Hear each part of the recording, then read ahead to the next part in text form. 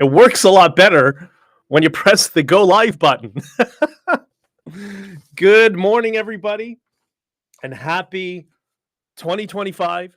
Welcome to what I hope is the best year of your life and maybe the best day of your life. Let me see. Do I have the X open or not? I don't know. Yes. Okay. It's working there too. Wait, did it do the right? Yes. X is finally, I don't know, finally, but fix something. So, yeah, there's been this problem for a while with X. Whenever you're streaming from this encoder, it just doesn't, for whatever reason, update, and you're always streaming with the previous title, and it just gets confusing and frustrating. That's why I hadn't been using it. But well, here we are. So, good morning and welcome to the Freedom Coffee live stream, where we celebrate the freedoms that we have, the freedoms that us and previous generations had fought for. And we talk about strategies of expanding those freedoms in the future. And there's going to be some big news on that in 2025. And how do we do that? We do that with a cup of coffee and us just sitting down and talking about life. And I think, you know, the frame of the positive frame makes it a lot easier for many of us to move forward into a better life. So good morning, and like, share, and subscribe, please. And everybody in the Discord, I put the link here for those of you. If you're not watching now, you can watch in the future and just send me a message of your thoughts. So it's been a little while since I've been here on the stream. Lots and lots has been going on. I want to wish you all a happy new year. I hope you all had a happy new year and a Merry Christmas. And I thank you for all the responses I got from those of you on Substack that have been following me there. I really appreciate all the love. I'm back from Florida and El Salvador, and I'll talk about that for a little bit. In a couple of weeks, if you're curious and you've ever wanted to see South America, now is your chance. I would recommend, if you could, come down to Colombia. I'll be speaking at the Bitcoin Medellin conference on the 17th and 18th of January, which is going to be, at least for me, a little bit special, given I have been going there for now a couple of decades and never thought in a million years I would end up back in Colombia speaking at an event. So it is an honor. Very much looking forward to that. Tomorrow, Not on Record, another episode is coming out tonight. 8 p.m. on Sundays is when we release our episodes of Not on Record. Open College, the last episode of Open College has been released. Liberal Education's Postmodern Critics. That's Open College with Professor Stephen Hicks. Another episode is going to be releasing, or as the young ones say, dropping very soon. And the Ambulance Chasers podcast is going to be releasing in January as well. I bring up those things because those are podcasts that I'm involved with in some way, either, usually creator, producer, all that sort of stuff. And the other thing is my Substack, BJ Dichter at substack.com. I have an article I'm trying to get out in time for January 6th. And by the way, happy birthday to all the other insurrection babies. And yes, you heard that right. If you wanted evidence of a simulation alert, what are the chances of one of the guys at the convoy doing all the messaging strategy and speaking and all that sort of stuff was born on January 6th? Maybe that's why I was so in tune with repeatedly telling people, don't go near a government building. Don't go near government property. Don't even look at it. Like, keep as far away from it as possible. That would have been a very, very horrible birthday. And, everybody was already aware of that, and it was great. And that's why it was so, it ended up being so peaceful, and it was awesome, despite the fake news media lies, which we will talk to later on. But anyways, so happy New Year to everybody, and happy birthday to the other insurrection babies for January 6th. The article that I'm working on for Substack is about the other January 6th shooter. Yes, you heard that right. There is a January 6th shooter that the media and the establishment memory hold and doesn't want to talk about. And it's shocking that it's been ignored for so long, but I'm putting together an article on that. And one quick thing before we start, just the topic. We didn't talk about this much on the stream, just because I was busy while all this was going on. The drones. Remember the drones? You know, the alien drones or the Chinese drones or whatever drones they were. Did you see all those drones? Did you notice that they all took Christmas and New Year's off? Yeah, we can stop talking about the drones now. Good morning, Jesse, and good morning to Rocky. Thank you for the video, and I hope Rocky is well. And I hope you had an amazing New Year. And I promise we're gonna do our best to make 2025 the best year of yours and of Rocky's life. YouTube didn't post the link. I had to find it, and I'm running slow. Yeah, there's some issues with the encoder and stuff always. That's just the way it is. You know what? It's the first time back. If it's a little bit rough, that's all right. I don't mind it. All right, so I am back from Florida and El Salvador. That's part of the reason I was gone for so long. And plus, there's a number of other things. By the way, another Happy New Year's sip for all of you. I was down first in Florida. I gave a couple of speeches, which I'm sure would be of interest to many people amongst this kind of circle of the interwebs. It was about national security threats to the United States from Canada and Latin America. Something I've been trying to get attention on while I was involved in politics all those years. All of it was ignored by our political leaders because, oh my God, the CBC might say something bad. Ridiculous. Like, for example, I'll give you an example. All your conservative MPs, or at least, the higher ones, but everybody who's a conservative MP right now, they all know that cabinet members in the Liberal Party are involved in a human trafficking money laundering scheme. They know that. They know that's why the changes has happened in the Liberal cabinet. Have they ever said anything?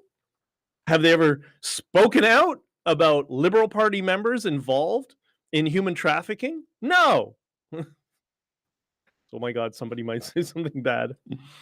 Anyways, that's the danger of having useless cowards in charge. It allows evil to really flourish. Like in Colombia, why do you think Pablo Escobar was able to run with impunity for so long? Because of cowards in government and bribes and all that sort of stuff. You think it's any different here?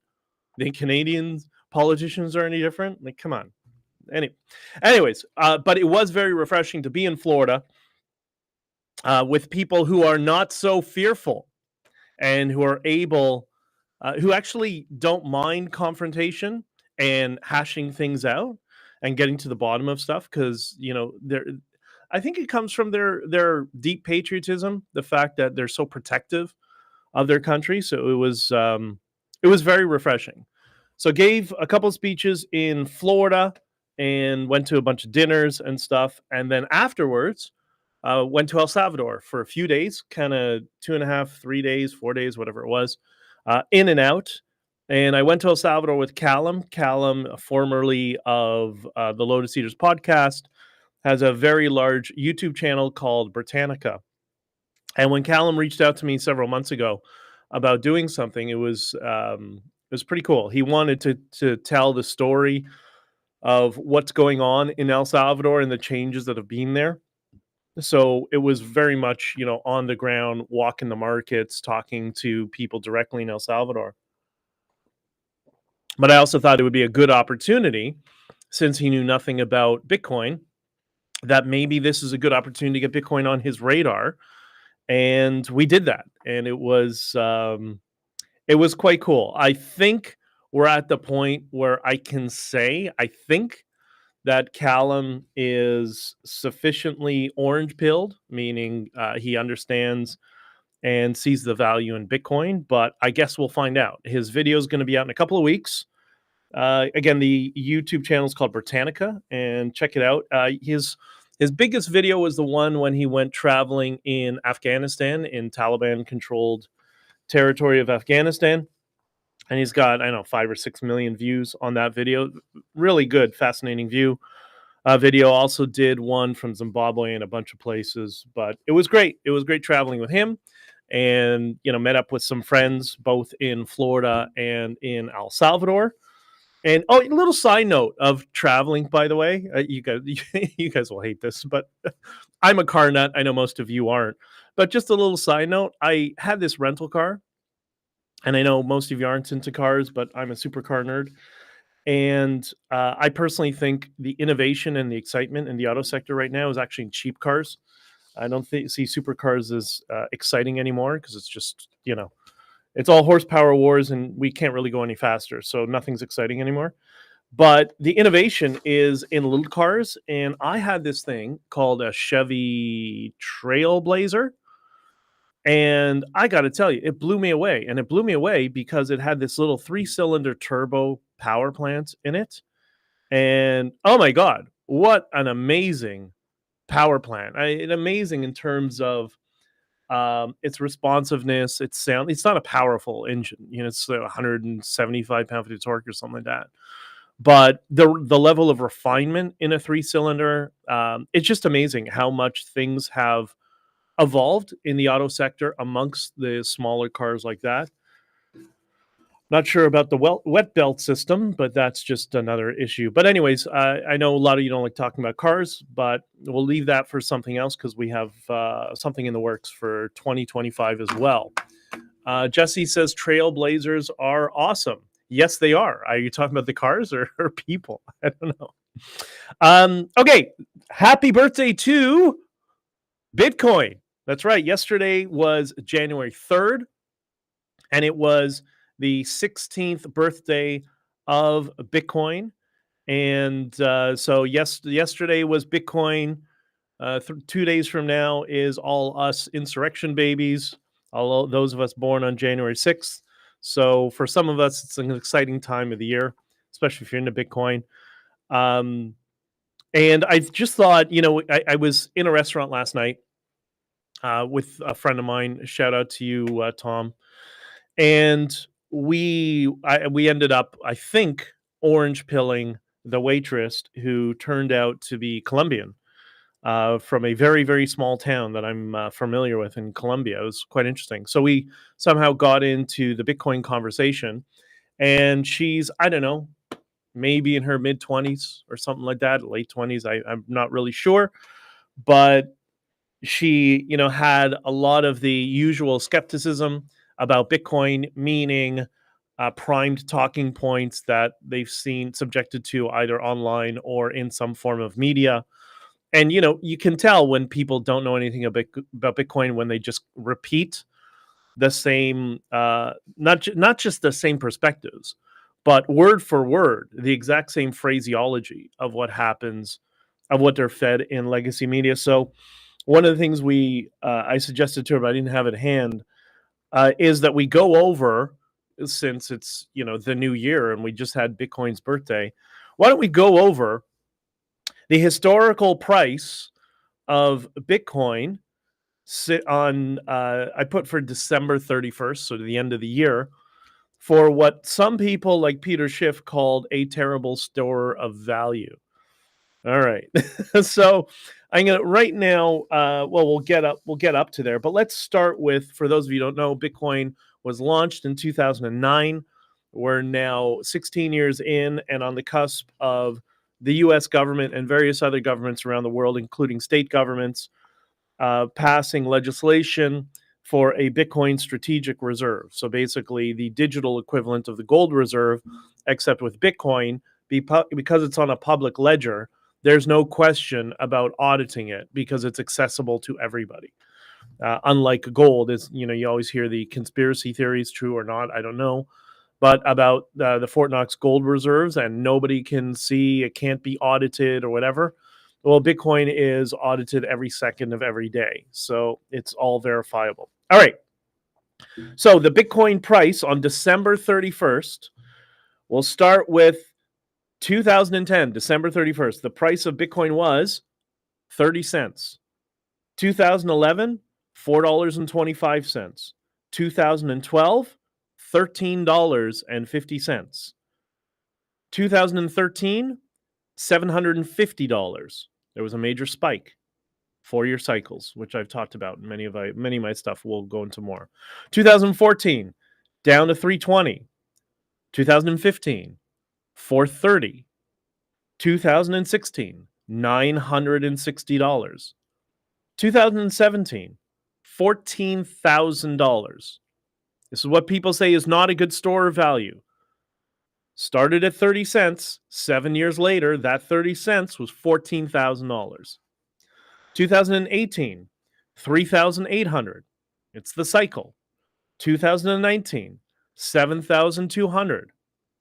2020, 28,800. 2021, 47,200. 22, 16,000. This is the cyclical nature, which I'm going to explain in a second. 2023, 30,000. 2024, approximately $95,000. From 2010, 30 cents to 2024, 14 years later, $95,000. If you put 30 cents, if you bought 30 cents of an asset and it was worth 14 years later, $95,000, is that not a good store of value? And, I like how Dan describes it. He described on Brokenomics, and this is where people get confused and get lost on Bitcoin. And nobody in the financial industry, TriFi, will tell you about this. They won't be honest about it. And that's this. For the first year, Bitcoin works in 4-year cycles. For the first year of the cycle, and this is fully attributed to Dan from Brokenomics. Follow him on King Bongo is his Twitter account. Full credit to him for explaining it and articulating it this way. For the first year of a cycle, Bitcoin is the best performing asset in the world. For the second year, it's the best performing asset in the world. For the third year, it's the best performing asset in the world. For the fourth year, it's the worst performing asset in the world. And the problem is most people get in the third year hysteria as it's about to reset for another halvening. And what do? They buy in the third year. It goes down 20%. They panic, and then they sell. That's why it's not a get-rich-quick scheme. It's something you buy and you hold on for 10 years, and you don't think about. Jesse has 25 cents as of last year. You're adorable. And this is related to another quick thing I just want to mention, AI. We've talked a little bit about AI in the past, and I use AI all the time now. And like every day, at least, I don't know, an hour, a couple of hours, just for I found different use cases in my productivity process, and I'm using it more and more. I think in terms of AI generators, that's when you create all the images and stuff. I think Grok is probably going to win the AI generation meme wars. I've been using ChatGPT for, I don't know, well over a year now, whenever it came out, shortly after it came out. And it's amazing the amount of censorship. It's like we're using Facebook in 2018. It's amazing the amount of censorship on OpenAI's ChatGPT. And how many?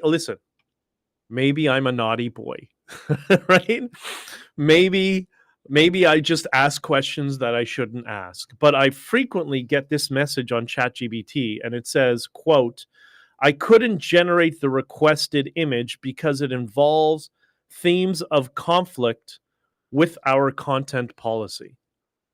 This last one, I asked it to incorporate, I can't remember the exact prompt, but it was basically a scenery, a whole bunch of stuff, and I wanted to incorporate ISIS, like I wanted to interpret ISIS being defeated, and that's the message it gave me. I don't know, maybe it doesn't want ISIS to lose. Who knows? But come on, ChatGPT. Where's the fun in that? The fun isn't being a baddie. Like somebody's got to tell AI when you play Grand Theft Auto, the whole point is you're the bad guy, right? Because it's fun. Because you're just in a video game. That's all it is. It's not real. It's just a way to play and do stupid things, right? With no consequences. You don't actually mean or feel it, right?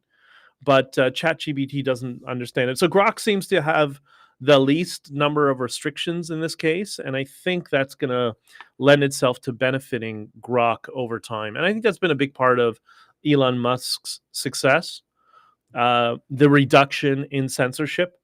And I saw last week people were complaining about the ISI guy and the Islamist Pakis and whatever were complaining about how they were censored. Well, if you're constantly harassing people online and calling them names and all that sort of stuff, that we want free speech, but guess what? Nobody wants to hear that constantly. People just don't want to hear constant harassment of any individuals or groups. Yeah, okay, you want to say something or have a question or infer something that's inaccurate, whatever. You do you. But when it's constant and calculated and funded by the Muslim Brotherhood, and we all know it's fake, like enough, stop it. But anyways, something else that came up yesterday was Trump in the latest bout of Lawfare. Judge Juan Marchand, the Colombian judge, has now decided, he waited until now, that he wants to see Trump for sentencing, not after January 20th, but of course, it's got to be 10 days before January 20th. I guess the reason is so they can declare legally that Trump is a felon, and they'll try to, I don't know, do some nonsense to block the inauguration or whatever. And they're just going to cause chaos if they do that. But it sounds to me like this judge is an insurrectionist. I wonder if this judge will be impeached. What do you think? Maybe that's something that should be considered. It's time to really push back hard. There's that quote that Pubby always likes to quote in our spaces from Mike Tyson. Everyone's got a plan till they get punched in the face. It's time they get a little bit of punching in the face at this point, because when you're dealing with authoritarians, the same as bullies, the only thing they understand is a punch in the face and people that are stronger than them. I'm speaking figuratively, by the way. I'm not speaking literally. Please, no violence, none of that. That's not what I'm suggesting. But I'm just talking figuratively, right? A legal punch in the face. How about that? More good news as well. We can now finally talk about, I don't know if we can talk about this on YouTube. I don't really care. I'll get demonetized. Who cares? We can finally talk about Islamic terrorism, which is, we saw some of the horrifying images of what happened during over the holidays, and particularly on January 1st. Up until the Freedom Convoy, I'd produced a couple of podcasts on this topic. And, COVID disrupted many things, that included. But the amount of censorship that I had to deal with during that period of time was absolutely insane. Well, not my podcast, other people, but, helping them get their word out and stuff. The amount of censorship we were up against was crazy. And I guess it's part of the reason I was already prepared for the censorship we were going to experience with the Freedom Convoy, and we were able to, route around that and come up with alternative strategies, despite all the social media censorship, to get as many people aware of it as possible. But anyways, we've had now, there was a couple of attacks. New Year's Day was a little bit horrific, and what was great was watching the FBI was finally forced to admit that the New Orleans attacker was ISIS. In the beginning of the day, we don't know if it's not a terrorist incident, and everybody went crazy. And so they finally had to speak some truth, which was great to see. Not the cucked Canadian fake news. No. They're still going with the same recycled BS of a lone wolf guy. Like, okay, here we go, another lone wolf. Woof woof.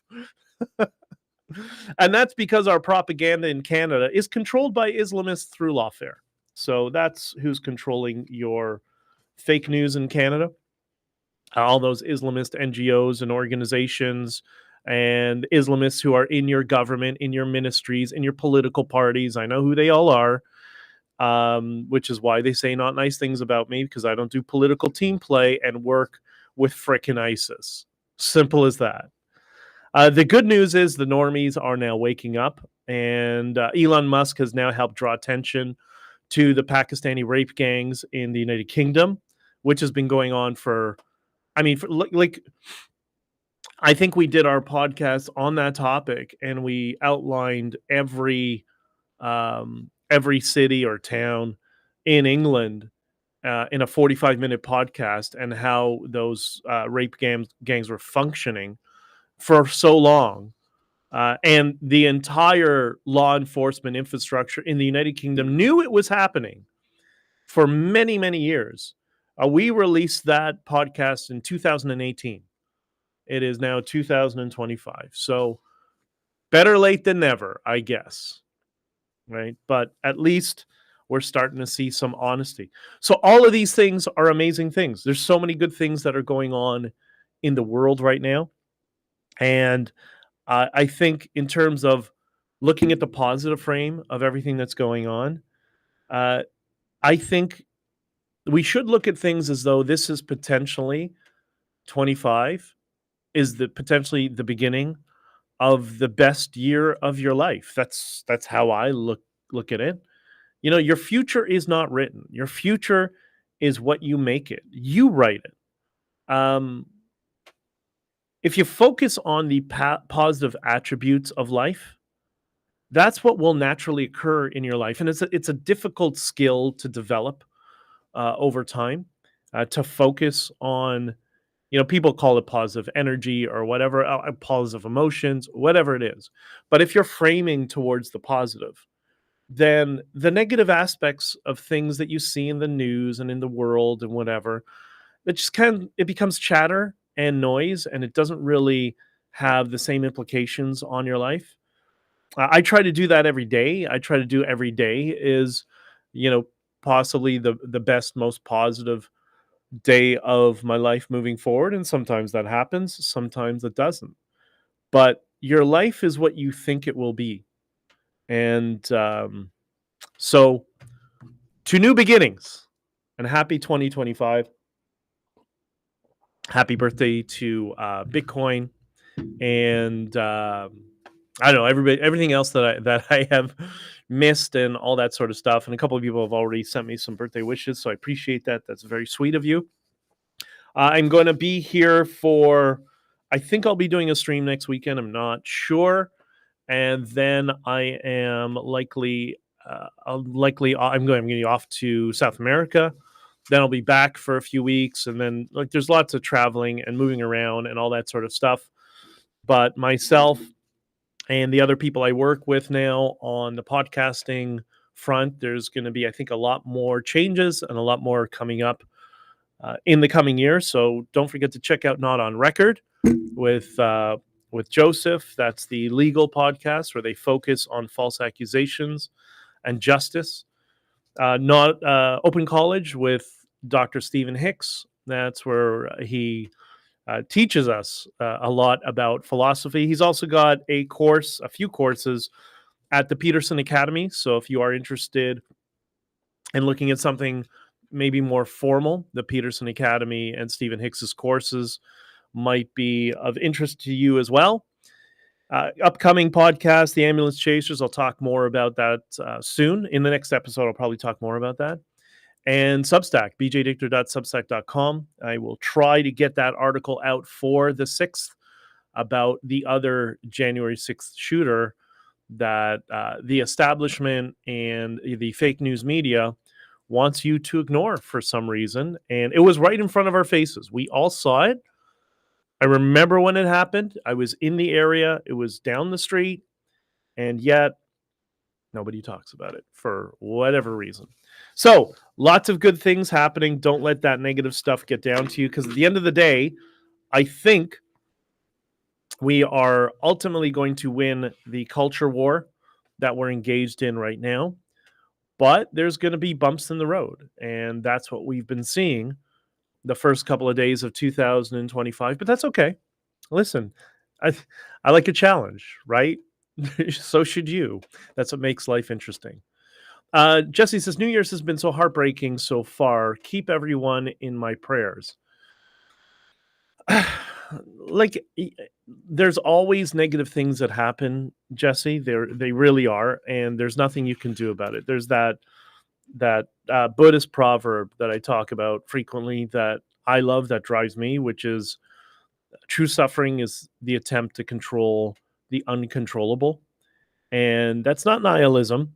It's just a basic reality of there's only so many elements that you have some influence over. And the number one thing that you have lots of influence over is your own life. And I think when you're able to influence and persuade your life into a positive framing, it's a lot easier to digest those things and not let them affect you emotionally. Doesn't mean you aren't saddened by it and upset by it, but it's another event that happened. You pray for people who haven't suffered too much, and then you work towards making life better for all of us, right? And making your life better. You just unfortunately, bad things happen. Certain planets in the universe will be destroyed by a sun that goes supernova. There's nothing you can do about that. But what you can do is you can focus on the things around you. And if we all do that, if we all focus on all the things around us that we do have influence over, then I think that's going to make things better over time, right? So I'm starting off 2025 despite some of the tragedy, because tragedy is always there. It's part of the human experience. I am looking at 25 as being an amazing year. And irrespective of if there's economic, we for the past few years, we've been hearing about, the economy is going to crash, the economy is going to implode. And, I first saw signs of it in luxury boats. I'm always looking at different markets. So I like things that I use as leading indicators. And you see the luxury boat market and then the exotic car market. And now the car market itself are all, I don't want to say imploding, but they're retracing from the cost of these things has gone hyperbolic to a point that it was not sustainable. So I think we're seeing a correction. Will we see a difficult correction in 2025? Yeah, maybe, but maybe not. But I'm not, for me, I don't let that affect my emotional state. That's just another series of challenges that we have to work through. And that's what makes life interesting. The fact that you can go through these different challenges and figure them out. And we now have this gift, this hedge against that, called Bitcoin, that lots of people still don't understand. But I'm doing my best to help people to really grasp it and wrap their head around it, because it was difficult for me as well. So I'm sympathetic to it. Okay, I have to run, even though it's a little bit short. Well, 33 minutes, 35 minutes, whatever. I will be back here next Saturday. I love you all. Don't let all the negative stuff going on bring you down. I know a lot of people who are very eager about the changes in the U.S. government are just felt like they're punched in the gut yesterday with this Marchand guy utilizing lawfare again against Trump. Just give it time. Listen, Trump is not dumb, and he's got a massive team around him, and that massive team is very much incentivized to help get him into office where he belongs. Just give it some time. Let them deal with it, and they will figure it out. I think. I'm very hopeful. That team just needs people to support them and not say stupid things and all that sort of stuff. But yeah, things will get better. I promise. And I think things are great. For personally, I think things are awesome right now, despite all the tragedies. Okay, I've rambled on for long enough. I love you all, and I will see you likely next Saturday. I should be back here, and we'll go from there. And if you're on Twitter, you can join Toxic Happy Hour. I'll probably be on with Pubby at least once or twice this week, and I'll be around. And I've been in a bunch of not Intel related, but like let's say geopolitically related spaces recently. Was in one with this guy Sean Ryan the other day, and Sarah Adams, who's super bright. It was very interesting, and yeah, lots of good stuff coming down the pipeline. So gotta run, and I will talk to you all